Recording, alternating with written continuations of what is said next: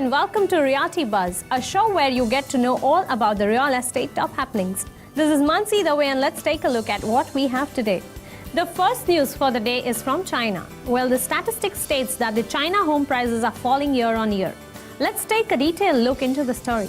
China's real estate investment growth continued to slow in the first 4 months of 2015 to the lowest since May 2009 as new construction weakened, and economists expect to improve only after excess housing inventory is slowly worked off. The weak property market is seen as one of the major risks for the economy, which looks set for its worst year in 25 years for this year.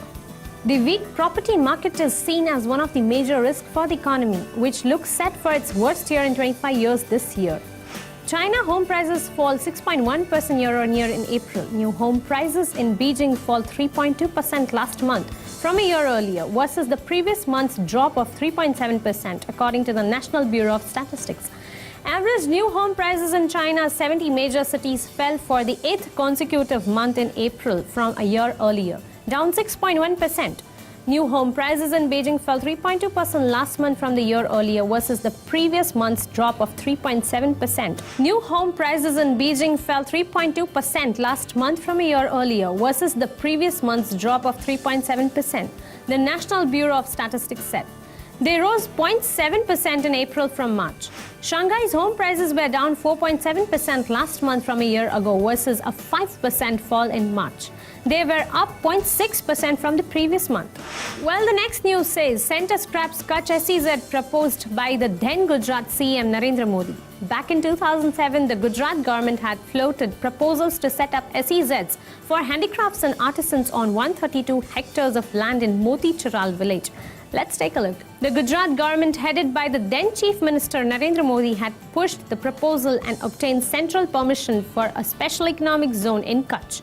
Now, his own government at the centre has scrapped the same SEZ.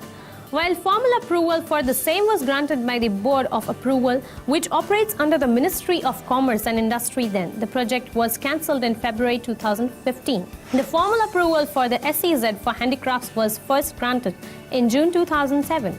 But it was extended up to June 2011. However, in spite of the central department taking up the matter several times with the GGCDC, an official note from the department maintains that no communication has been received from the developer. Sources in the known maintain that the government was not too keen to develop the SEZ at all. While the state government had sought to change the sector of the SEZ from handicrafts and artisan development to mere handicraft and use it for value addition to imported timber, it had also sought to reduce the total area from the initial 131 hectares to just 15 hectares in 2010.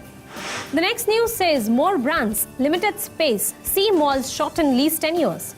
With the economy still in a slowdown mode, mall owners can't afford to retain poorly performing retailers and are therefore shortening the tenure of leases.